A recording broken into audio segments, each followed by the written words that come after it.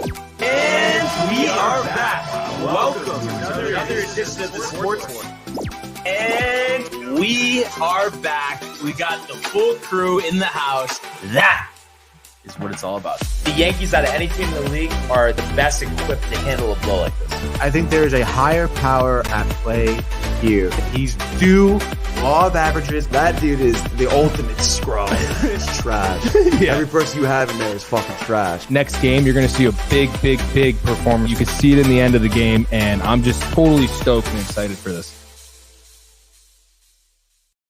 We are back. Welcome to another edition of the Sports Port. It's the Barnes and Tony Show. Yo! How are you, my friend? Oh, my God, dude. I'm feeling great this morning. Wonderful Tuesday.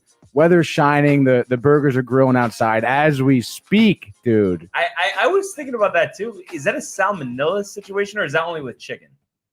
I believe that is only with chicken. And also, I mean, the burger's already cooked. I know, but it's just in the heat, just sitting out there. I don't know. It seems like something could happen. I feel like some bacteria could form. It's not like a you're mad cow situation. Yeah, and it's not like you're like, I would imagine that whatever bacteria is on the burger, would have to be cooked off at a high temperature, right? Which 90 degrees outside. And, maybe not even. 90. Yeah. Do you think I make this shot or no? If I had to put money on it, I would say yes, Brian. Okay. If only there was an ISO set up on that. Oh, my God. But, so much to cover here, Tony. And let's go to a place we don't usually start. It's behind me, the world of the National Hockey League. In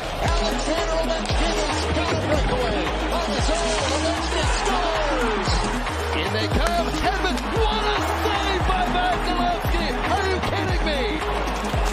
McAvoy, Frederick. Did you get the license plate number on that truck? You just knew that Connor McDavid was going to make a statement. What a goal. All right. What a day yesterday. What a day, dude. And it wasn't just, of course, at the end of the day, the Rangers winning a Game 7 on the road, returning to the Eastern Conference Finals for the first time in like 8 years. But just the experience itself, the day with the starting five, the watching the game outside, the first time I've ever watched a playoff game outside, likewise, with a fire. I mean, that was unbelievable. So thank you to Matthew and the family for that one. But that being said, Tony, it's the Rangers 6, it's the Hurricanes 2, and it's another Game 7 victory for the Rangers, and they are now 8 victories away from hoisting the Stanley Cup trophy. What is your instant reaction here, bud? Dude, I'm honestly totally stoked. I mean, when you think about the Rangers, kind of in the midst of this rebuild that they've been in the past couple of seasons, although a highly touted team, as the Rangers are always pretty competitive. I guess no one really thought they would make it this far in the playoffs, have this big of a shot for the cup. And then, you look at the series against Carolina. I mean, Carolina was one of the better teams in the league in the regular season. Just with absolute, stellar defense, goaltending, offense. I mean, they were definitely, favored to win this series was Carolina. And you see a Rangers team who's now 5-0 in elimination games this season in the postseason, which is absolutely ridiculous. It just shows the resilience of this team. And I've said it before. They've just been, getting better every single game with their young guys, seemingly getting better. Like every minute they play, just the experience they've gained in the first 2 series apparently means everything to them because they've been so good. They talk about the kid line with Hedl, Lafreniere, and Kakko. And yeah, I mean, Kakko doesn't really have much to show for it in terms of goal scoring, but I mean, you saw him last night making some good plays. I think he has a better, sense of where he should be on the ice. And I think, in the next series against Tampa Bay, you're going to see him find the back of the net a few times for sure, especially with, the production that line has been putting out. It's ridiculous. Hedl, I think, had 3 goals in the past 2 games. 5 for the postseason. 5 for the postseason overall, looking really good. And I mean, last night was just, dude, it was a Game 7, Rangers back against the wall. It just showed how good they could be. I mean, they were scoring immediately. Fox had the first goal, right? Then Kreider had a beautiful deflection goal. Seemingly someone who's been pretty quiet, I feel like, this postseason, specifically in the series against Carolina, with maybe a goal here or there. But I think 2 games ago, I think he had just like 1 shot on net. And it's like, you got to expect for him, for leading the team with 52 goals regular season. You'd expect more out of him in the postseason. He had 2 goals last night. That beautiful deflection, which obviously he practices. And then he had that kind of, I guess you can sort of say breakaway, but he just kind of, found himself in the neutral zone, knew he'd get the puck fed to him and skated 25 miles an hour. Past not Jarvis, was it? No, Jarvis, the guy got hit. I forget the dude he blew past, and then a little forehand backhand action. Seemingly this momentum they're gonna have in Tampa Bay is what they're gonna need, dude. Yeah. And I mean, we've talked about it so many times, and really the 2 points that stand out to me that really bode well for the Rangers in this series and in the rest of the playoffs. As Matthew says hello, Rangers baby. I think the 2 things are wing scat. The first, the comeback kids. And then you think about the deficits.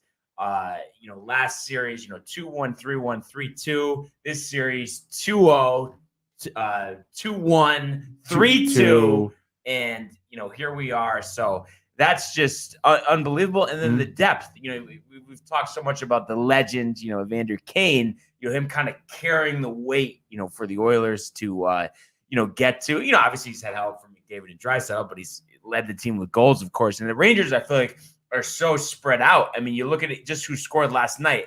Fox has 5 goals this postseason. Kreider has 8 goals this postseason. Strome only 2 goals this postseason. I mentioned Hedl has 5, and then Kopp has 6, and then we're not even talking about Zibanejad and, of course, Panarin, who hit the game winner last series, and who really still, I feel like this series, I don't know, he didn't really make as big of an impact maybe as you would expect. So, but that almost bodes well because he's almost due to do better, no? I suppose he is. I mean, he does a lot of the little things correctly, like, winning possessions in the offensive zone. He's a phenomenal skater.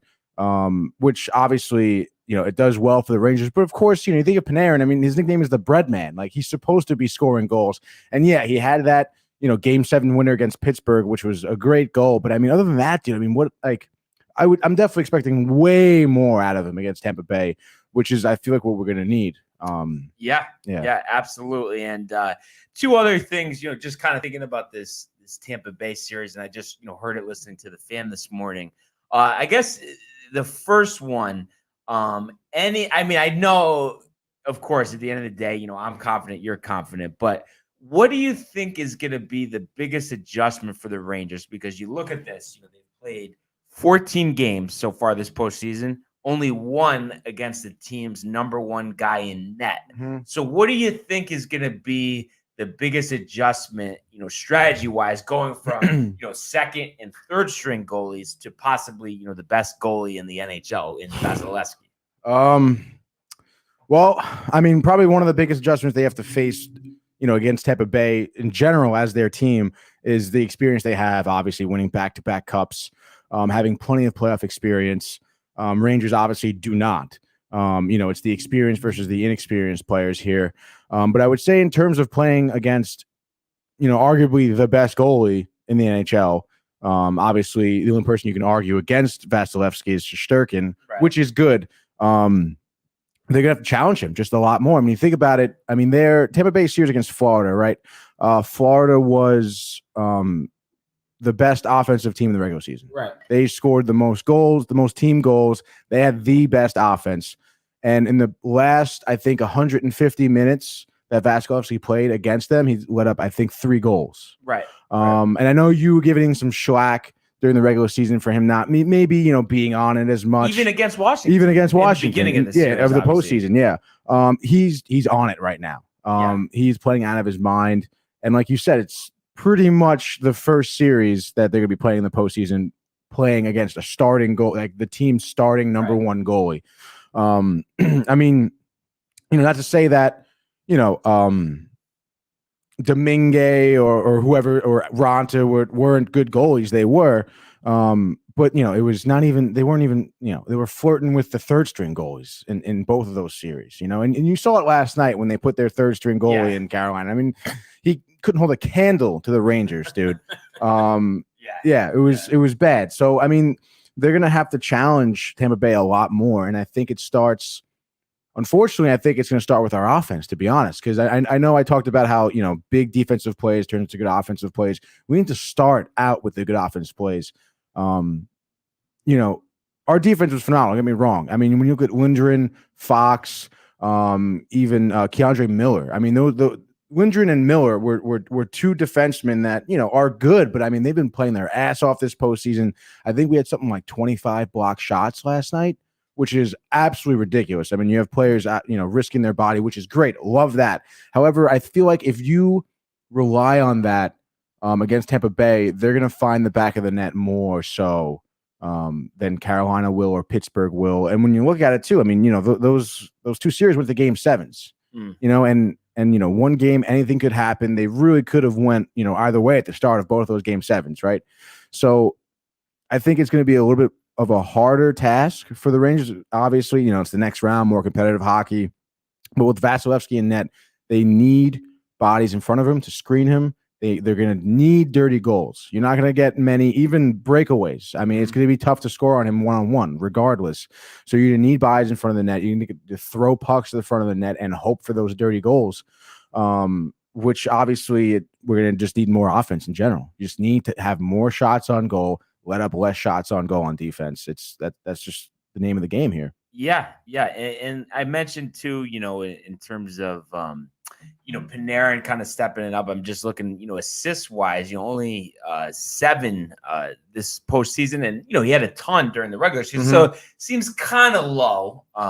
Just given the stage. So I think that's going to be big in terms of creating offense. And then I could be wrong. You would know better than me, but I also think there's something to getting to Vasilevsky early. I feel like as the game goes on, he gets better. And, there's been certain games where it's like, oh my God, you look at the score and it's, they've given up 5 goals. And it's like most of those goals came in the first period or early second, and then he's getting pulled. So I just feel like you can't rely on, we'll see what we can the first 2 periods and then attack third period. I feel like he gets in his groove by the time the third period rolls around.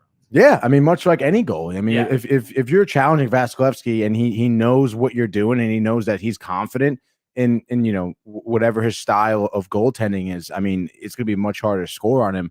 I mean, you'll see it in pretty much any game. You see it with Shesterkin all the time. I mean, look at last night. He was dealing by the second, third period, making ridiculous saves. Of course, we'll have 2 goals, but regardless, they were garbage goals. Didn't really matter. But yeah, you need to challenge Vasilevsky early. Get in his head. I mean, he's still a young guy. We've seen him have bad outings before too. So it's very possible if you start pressuring him right away that he could second guess himself, in some plays and then let up another goal. So yeah. And then, do you think it's important to get in the head of Victor Hedman? Oh yeah, dude. I mean, when you think about how physical the Rangers have been. With Pittsburgh, with Carolina coming out red hot. And you even asked me, why are they starting, the Reeves line? It's because he lays the body, dude. Like they're coming out physical. They're going to hit a little bit of a wall in Victor Hedman for sure. So you're going to have to challenge him because you talk about someone getting into their groove. Once he knows he has the advantage physically, he's going to feel free to handle the pucks and score. So you have to shut him down very quickly. And I'm sure, we've seen, like I said, I mentioned Miller. We've seen him make some really good plays one-on-one defensively. Adam Fox as well, and Lindgren. Someone who risks his body, he'll be out there. I'm sure he'll be throwing his body around as well. And then Reeves, of course, too, will probably be his top challenger. And listen, obviously, you don't want penalties, especially major penalties. But I don't think it would be the worst thing in the world. You think about goal scoring for Tampa Bay. Obviously, they have some guys, but Stamkos, kind of stands out. But if you just have, Trouba and Lindgren, first period of the first game, just full on, just go right after him, kind of rough him up. You might get a penalty, you might not.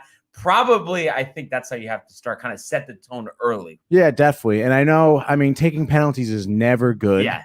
But when you look at the penalty kill that the Rangers have had against Carolina, someone who had a phenomenal power play unit in the regular season. Yeah. Absolutely shut them down. Didn't they go 8 straight, I think, without one? Yeah. Last night? I think they were 1 for 4 last over. night. They were, I think, 0 for 6 going to like the 5th game and stuff like that. They absolutely shut down their power play unit, which is great because, again, you don't want to give up power plays, but I mean, you know, stuff happens. Bad calls are made even sometimes too. So, yeah, dude.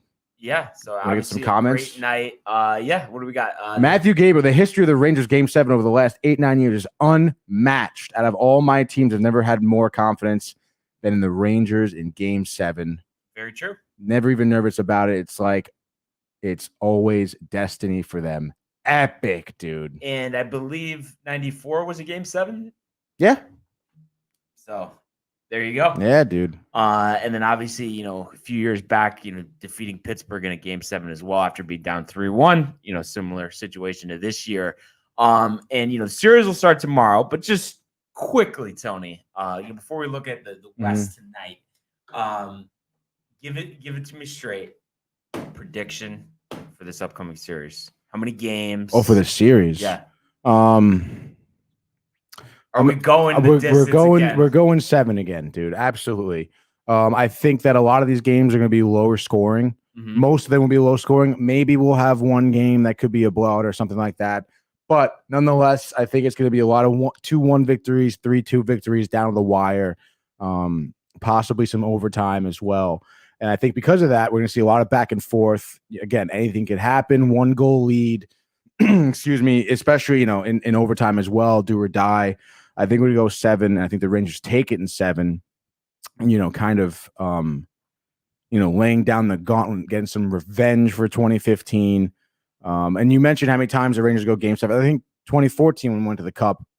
Game 7. All of finals, them, except for the Cup final, obviously. So we're on the right trajectory. Just gotta switch it around for the Cup final. But yeah, I'm gonna agree with you there, and obviously, you know, it goes without saying. You know, you gotta just start out on the right note tomorrow. You know, you're gonna be in front of your home crowd, and you want to go into Tampa, you know, for Game 3 with the lead, and then I think the rest of the series, you know, could take care of itself. And you just always want to be in a position, and like I said, I mean, it's kind of obvious, but just to take care of business, and it always have it be where a do or die game comes up. You're at home, and if you just defend your home ice, you get to where you need to be, and that's what I expect the Rangers to do. So that's going to be a great series. Really, really can't wait for that. We do have the Western Conference Finals starting tonight. The Oilers and the Avalanche, you know, in a series, you know, that we've wanted to see for quite some time. I mean, so much talent, so much goal scoring. You know, this one is going to be fun. And, you know, right now, the Avalanche pretty heavy favorites. I believe the Oilers are plus 200 to win this series, and Avalanche maybe minus 250. You know, coming off the really strong regular season, but we saw them, you know, struggle at times, you know, towards the end of this season, and then a few games like with the Blues and in their first round series. So I think this is definitely going to be a tough matchup for them. And I almost think the X factor in this series is actually going to be how well Mike Smith plays, you know, 40 years old, going against a gauntlet like the Colorado Avalanche. Yeah. I think he's going to play pretty well. But honestly, dude, if I had to pick tonight, especially with Colorado at home, I think Colorado's going to come out rocking. Kind of like game 1 from what, the first round was it? Yeah, against Nashville. Yeah. Because when you think about it, I mean, yes, you know, Edmonton has arguably the best player in the NHL in Connor McDavid, along with some extra pieces. But I just feel like their defense is going to have such a hard time defending Colorado with all the talent they have, with McKinnon, Makar, Landeskog, Rantanen, Kadri. I mean, they have so many good players seemingly on every line. I think Edmonton's going to have a really tough time, and there's going to be some type of adjustment for Mike Smith. I mean, yeah, we've seen him have some really good games in the postseason. We've seen him, you know, let up some easy goals as well. And I think with, you know, some defensive line breakdowns, it might be tough for Smith to kind of defend his net. So I don't know. I think it's going to be a tough series too. I could really, I don't know, dude. It's tough to make a prediction for the whole series. Part of me kind of says that the Avalanche is going to roll them over. Just because, Edmonton, I mean, their series against Calgary was really good, but they relied so much on Gaudreau during the regular season, which he performed very well. And I feel like, I don't know, their goalie's name is escaping me right now. For Calgary? Yeah. Markstrom, yeah. Look at me, Tony, picking you up on the hockey. I know, right? That's why we're a team here, Brian. Who would have thought 1 year ago? Yeah, right. Honestly, I feel like Markstrom really wasn't like, I don't know. I feel like he didn't get challenged that often in the regular season. He get challenged until the postseason. He started really getting challenged, and you saw him kind of crumble and let up a lot of goals. Again, I know Edmonton obviously lots of offense, but I mean, you see some of the goals he let up. It just didn't really seem like he was, in even the top 5 talk for best goalies in the league. Which you could argue that Darcy Kemper kind of is here for Colorado. No one even talks about him. No one even talks about him either. Because I mean, I feel like I'm not sure much of his history, but I know he's been in the league for a while. I want to say he was with Minnesota maybe for a little bit. But I feel like he didn't really have like outstanding seasons ever. Pretty much almost until now, I want to say. Maybe just because he hasn't been, obviously in kind of our area, but I don't know, dude. I feel like Colorado can kind of, at least for this game 1, come out firing and might get a little ugly here for Edmonton. And your official series pick, if you had to give one? Colorado in 6. 6. By the way, Kemper played 5 seasons in Minnesota, for 1 with the Kings, and then going to the Coyotes, before the Avalanche. So he's kind of had a few stops here, but really kind of settling in, with the Avalanche. I'm gonna say 7 games. Give me the Oilers. The legend that is Evander Kane. Tony. I mean, you can't argue with the production. And I think he relishes at the chance to be in this position to go to a Stanley Cup final when it looked like he might never play hockey again. A guy who's very, very talented and obviously just hasn't had his, head screwed on straight, but it seems like kind of, Draisaitl and McDavid have kind of taken them under his wing. And I do think, like I said, I think it is going to come down to Smith just kind of keeping them at bay. And also, would I be surprised if at the end of this series, actually Koskinen ends up getting more starts than Smith? I mean, you never know. Like tonight, for instance, we could see like Colorado from the first round against Nashville, 4 or 5 in the first. They pull him. Koskinen shuts him out the rest of the game, and then they let him play the rest of the series. Do you almost think that, like, I know they're not going to change because obviously they've gotten to this point, but just because the fact that he's younger, Koskinen is the better person to have in net here, just reflex-wise, a lot of shots coming from a lot of different talented goal scorers in Colorado? Yeah, it's possible. I mean, especially when you think of Smith, an older player, 40 years old, we're deep in the playoffs now. His legs might be tired. You might not see him be as quick to kind of shift from post to post. You could kind of see it maybe game 3, Koskinen gets to start. Smith is tired, letting up some goals here. Colorado plays a fast game, and Mike Smith is gonna have to be on it. Yeah, absolutely. So that'll be interesting. And then being that this is the only hockey game tonight, are you going your official pick for Colorado? I'm good with Edmonton. All right, let's do it, dude. I'll go Colorado. And then just to give you a little update, I'm kind of doing you a favor here. Obviously Colorado better pick here. But oh god, you're picking Edmonton anyway, dude. But actually, I've kind of the floodgates have opened after a 1-3 last week with you. The last time we did picks, so I'm actually 26-14, and you are 19-21. So the Yankee Clipper is looking pretty good right now. Yeah, so dude. Just wanted to point that out. Do those games add up? Yeah. So we have 26-14 is 40. Yeah, 40. So I'm going to just put this in the notes real quick. And actually, while I'm entering this in, I think it's a good time to go to the world of Major League Baseball. 2-2, he got him swinging. A back-to-back strikeouts for Robbie Ray. There's damage right there. Shohei, way, sayonara. Where did that land? Stuck to Chapman, who leaps up and grabs it. Story spins and fires. Out at first. There it goes. See ya. Home run, Aaron Judge. right, Tony. So Memorial Day has passed us, and the two New York teams, two solid leads respectively in the AL East and the NL East. Obviously, the Mets with a little more advantage there, just to kind of due to the product of the division and making a statement, with their series sweeping the Phillies over the weekend, right? Yeah, sweeping the correct. Phillies, and then obviously getting on the board there with the Nationals yesterday. You look at the Yankees; they had 4 in Tampa, won the first 2. Lost the next 2, but you look at Tampa Bay, and of course, I mean, at the end of the day, you never want to lose games, so you can't lose sight. That's disappointing. And the first 2 games of this series, they got great pitching performances, and even Garrett Cole, on Saturday had a great game, but just the offense and the bullpen kind of faltering, and obviously they've been a little beat up in that department just due to injuries and whatnot. But the game, on Sunday, they were off yesterday, was a little tough just because Severino was dealing. But then, they brought in Marinaccio, who walked 2 guys, and, that kind of the game got away from them, in that bottom of the 7th inning, when they were all, they were only down a run, and then, next thing you know, it's 4-1, and they kind of didn't look back from there. But you want to look at some positives here. Aaron Judge, of course, carrying off his torrid start now, 18 home runs, his average sitting at 309.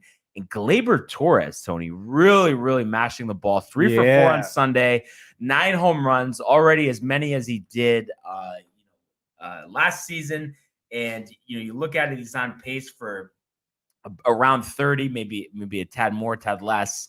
But if you can get 30 home runs, and obviously the average sits at 243, but very slow start to the season, obviously has been hitting well the past month or so. But if you could get Gleyber at around 30 home runs, maybe 90 RBIs and hitting about 265 even, it could be higher, of course. I mean, that's all you could ask out of him. Nice to see Miguel Andujar with 2 hits. It seems like he's going to be playing a lot. Just the product of obviously, Stanton on the IL, but should be coming back soon. But then, just the intense struggles between Aaron Hicks and Joey Gallo. Obviously they're going to want guys who can produce offense. So you'd expect him to keep getting opportunities. Matt Carpenter's actually played a role on this team, had a couple hits, hit a home run, like 36. But, you kind of just filling in. I'm sure they figured, lefty bat, of course. So there's a couple areas, despite being 33-15 and having a 5-game lead over the Rays, definitely a few areas of concern here. But really, I think it's on the offensive end. Of course, you've had some injuries in the bullpen. You'll get Chapman back, obviously Green being out for the season. And one move that I would love to make is, they traded away, earlier this year, actually, ironically enough, for Jose Trevino. They gave up Albert Abreu, but the Rangers actually just designated him for assignment despite, about 8 2/3 innings pitched and like a 3 ERA. For whatever reason, they don't want him. So I think that would be great to just slide him back, into the bullpen. He seemed pretty comfortable and had pitched well, why don't they the last want him? couple of years. Well, I mean, I think they just designated him yesterday. So I think we'd find out either today or tomorrow. So I'd imagine they'd put a claim in there. They might not have first priority. So we'll see. And then, so you look at all of that. And then just the only other thing too, LeMahieu and Rizzo really have actually been struggling over the past couple of weeks, especially Rizzo. I mean, his average is down to 213. Oh no! After a torrid start, but is it just me? Because I know you've followed his career for a while and always been somewhat of a fan. I feel like this is him every year. The highs and the lows. You know what I mean? It's never just a solid level type of playing the whole season for him. Yeah, I would say he's pretty streaky, I guess. But I mean, I don't know, I still feel like, with his later years in the Cubs, I mean, I feel like then he was like consistently in a rut, sort of deal. Right. Whereas I'd be pretty happy if I was a Yankee fan and Rizzo's still, kind of going up and down. At least he has those highs. And, I kind of really wouldn't be too worried about him, honestly. No. But it's just, it's just frustrating because especially, I mean, he was just so hot to start the season. And I guess, even though you look at it collectively, I think over the last 16 games or whatever, he's hitting under 200. But at home, he's hit a lot better. And, I was there last week, when he hit a home run. So, I mean, you expect him to always play well at Yankee Stadium, but just that would be very helpful, especially with Stanton out. And then any concern, right now the average sits at 250 for DJ LeMahieu, Tony, or do you think he'll find a way? And maybe it won't be 330, but it won't be also 230. Yeah, I think he's going to find a way. I mean, he's got a good bat. Whatever struggle he's in, I'm sure he'll kind of get out of it and, talk to the hitting coach, obviously, and see like what he's doing wrong. I mean, you look at, someone like DJ who's so, I feel like, meticulous about his level of play. I'm sure he's going to be in the tape room watching himself, figuring out what's wrong and fixing it. Of course, those things do obviously take some time. So I think he'll bounce back. 330, right, but 280, 230. Yeah, 280. Yeah. And 280 is fine. Go great, dude. You don't even need home runs. I mean, if you're just hitting runners in scoring position, getting a decent amount of RBIs, we'll take it. And last question, before we go to the Mets and then do our picks here for you. Andujar, you think he stays with the team throughout the season and ends up being a solid contributor this year? Absolutely, dude. I mean, I don't think anything points to anything different, really. I mean, the Yankees need him, I feel, at this point. It'd be really stupid for them not to have him in the club.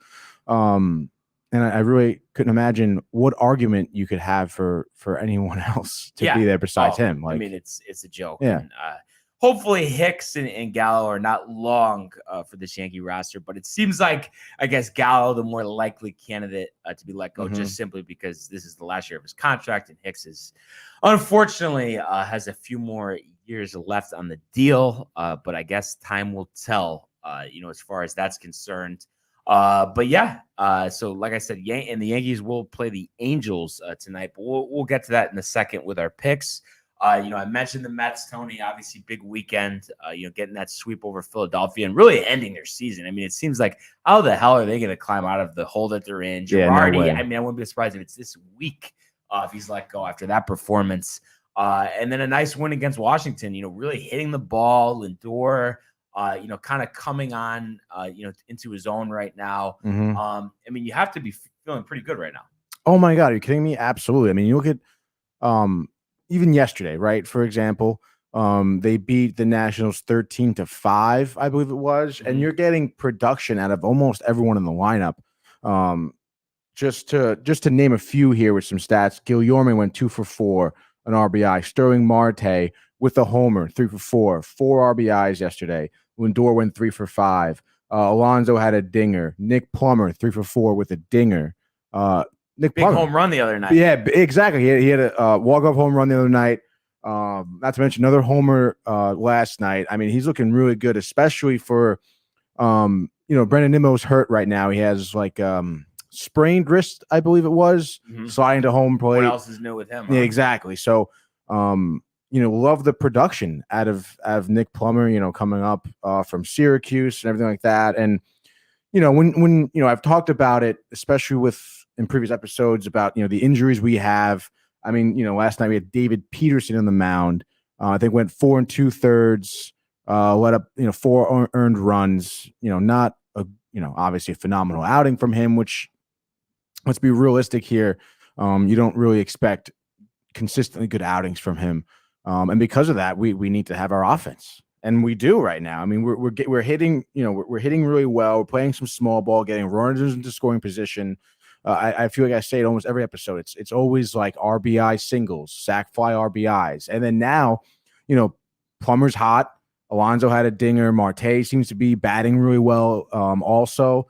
So, I mean, there's really no complaints at all, dude. And again, Peterson, not a great line, but I think, he did what we would expect for him. Bullpen came in with Shreve. I mean, good bullpen outing. Bullpen kind of closed it out. Let up a couple late home runs, I think, in the maybe 6th or 7th inning.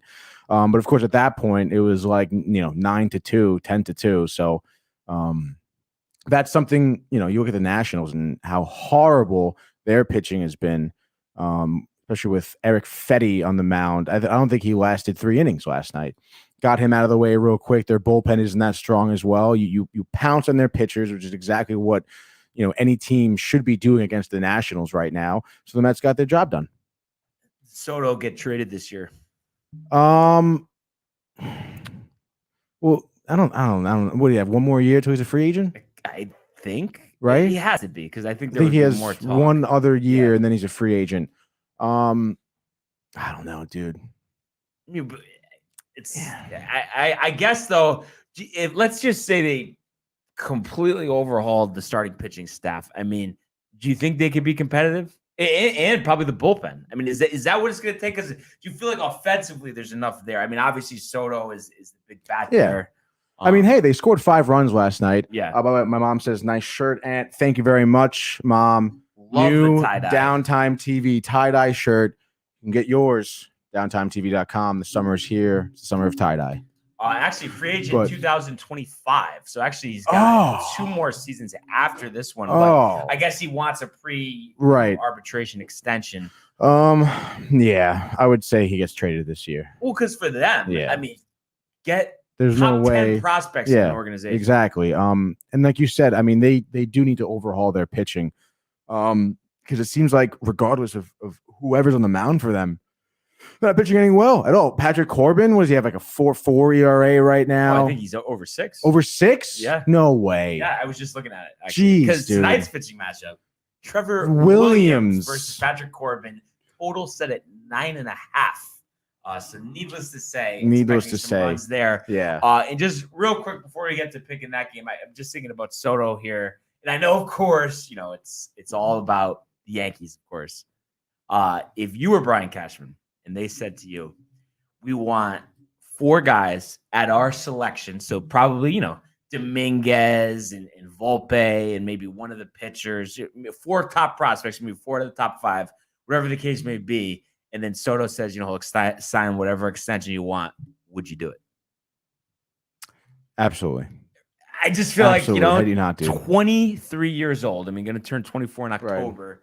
Right. That's swing in Yankee Stadium. Mm-hmm.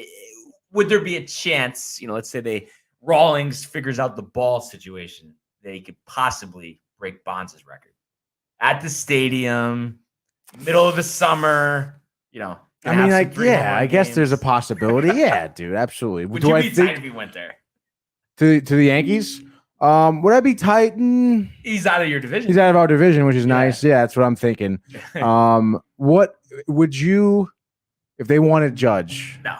Absolutely not. No. And they wouldn't do that. No, they wouldn't because he's older. Yeah, exactly. So I don't have to worry about that. I mean, it sucks trading away guys, but I don't know. Right there. I know. And for the Nationals' sake, I mean, I just feel like, but really the thing is, though, we'd be mostly giving them position players. And I feel like obviously pitching is what they need. Since Steven Strasburg is probably going to be the pitching coach before he actually pitches another game again.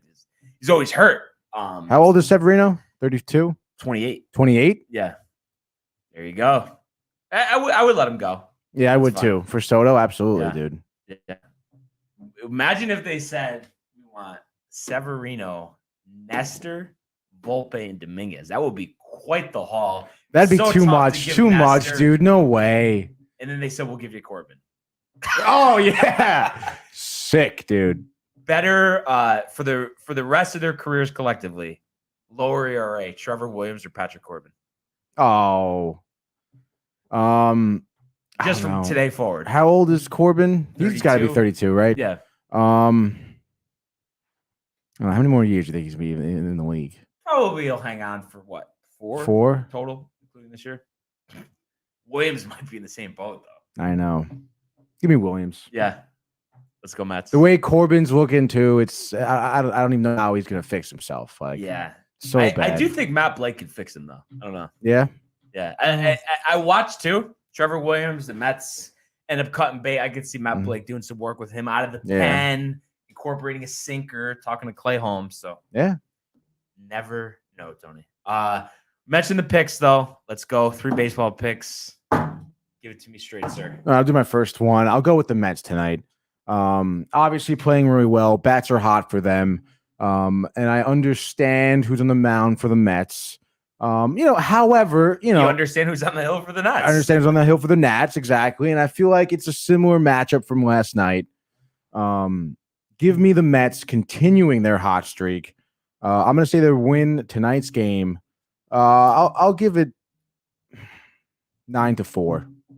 Okay. Similar score, a little bit of less scoring. Yeah. Yeah. No, I definitely Bet like the that over. one. Bet the over. Bet the over. That's well over. Throw a couple shekels up there. Could be a nice payday. So yeah, of course, Yankees, Angels, 3 games set in the Bronx starting tonight. 7:05. Actually, TBS getting the broadcast. I guess they have a Monday Night Baseball package this season. Mm-hmm. Nevertheless, I'm expecting a big outing from Jordan Montgomery, going against Noah Syndergaard, obviously the former Met legend. You think he'll come back for any old timers days? I don't know, dude. Imagine if he ends up back on the team at some point. Crazier things have happened. That's true. That is true. But I'm expecting, this one to be kind of tight early. Monty, the typical 6 innings, 1 earned. A lot of soft contact. I think the Yankees scratched 2 across from Syndergaard, but then we tap into that Angels bullpen and end up taking it 7-2. And I think Judge and Glaber both hit home runs as the Yankees take game 1 in the Bronx. Wow. All right, my next game, we were just talking about them, so we're going to go to Philadelphia. They are playing the San Francisco Giants. Actually just lost to them in 10 innings. Final score of 5-4, I believe, which was exactly how they lost to the Mets as well in 10 innings. And, we talked about the, absolute shit show that is the Philadelphia Phillies right now. And I'm looking actually at ESPN. They have them at -130. I mean, which maybe is, law of averages. Yeah, I guess so. Due to pitch better as well. Yeah, I guess so, dude. But I feel like, I don't know, 4.74 ERA. I'm looking at his last outing, 4 1/3 innings, gave up 6 hits, 5 earned runs. Not really pitching that well at all, I feel like, this season.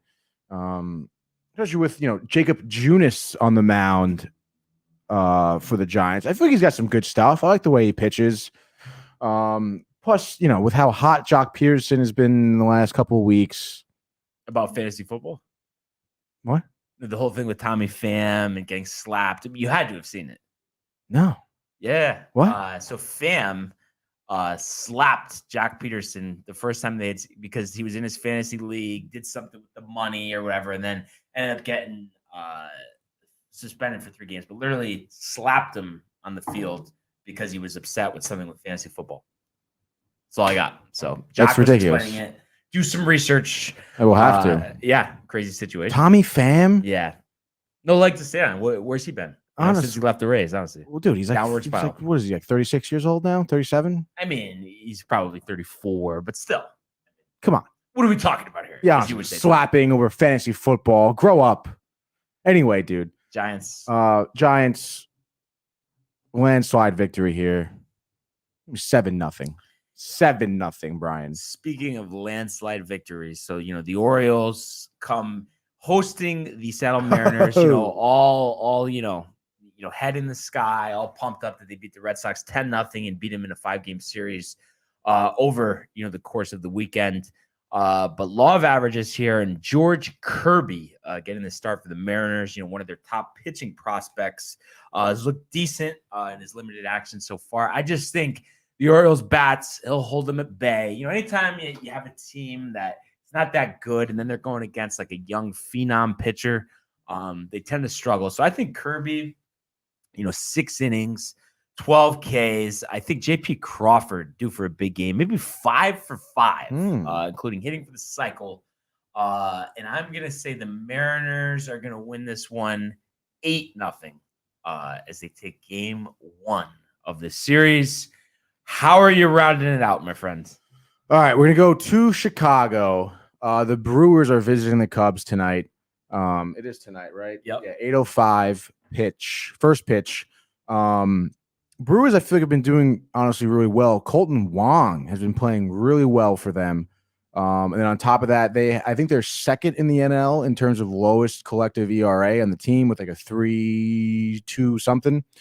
So the pitcher's doing really well. And I feel like the Cubs, dude, I mean, talk about, a lackluster start to the season, not really doing much. I really couldn't even tell you any good games they've had, like outstandingly good games they've had this season. And on top of that, the Brewers, I think they've beat them 5 times this season already. I think they're 5-3 against them. And again, the Brewers, who are hot, and I believe you were pretty hot on them last week with Yelich having a 3-run home game who never really happened. Right. Tonight, Yelich, 3 home runs, dude. Vintage Yelich. A couple stolen bags, maybe, too. Give me the Brewers here, 6-2. All right. I definitely like that one for sure. I'm going to round it out. An easy one. Oh, an easy one. Walk in the The park. Dodgers, Chavez Ravine, hosting the Pirates. Julio Urias on the mound, and I think this could get ugly quick. Obviously the Dodgers here, favorites to win the World Series currently. I heard that courtesy of Rick and Dave this morning on 98.7. But that being said, 8-0. Maybe Trey Turner, 4 for 5, hit a dinger. Wow. That #1 fantasy player hitting 260 with 1 home run. I think he's due. I think the Dodgers take it handily, Tony. And you know what time it is. Very quickly, World of the National Basketball Association. The Bulls go! LeBron James at the buzzer!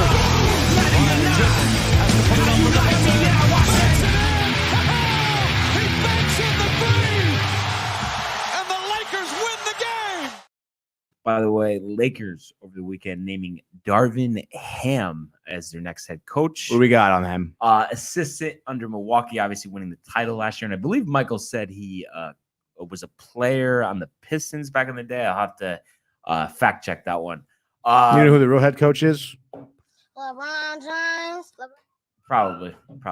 But that being said, Tony, it seems like the Lakers season ended about 6 months ago. We're still churning along. We did have a game 7 on Sunday, and unfortunately, the Miami Heat just not enough. I think Jimmy Butler playing the full 48, game 6 and 7, just wore him out. Had a chance, end of the game, 3-pointer, just couldn't get there. So the Celtics, move on to face the Golden State Warriors. It kind of a matchup, I think, that could have happened years ago. So they kind of been waiting for it. Obviously, the teams have changed a little bit, but they've had some classic regular season games over the course of the past 5 or 6 years. Were you surprised though that the Heat couldn't rally there? Yeah, a little bit. At home. Yeah, at home too. Fans left early. Fans did leave early. Were they actually? I mean, they were down a decent amount, so I wouldn't be surprised. I don't know. I mean, we talked about this series. I thought Miami was going to be a little more, decisively victorious here.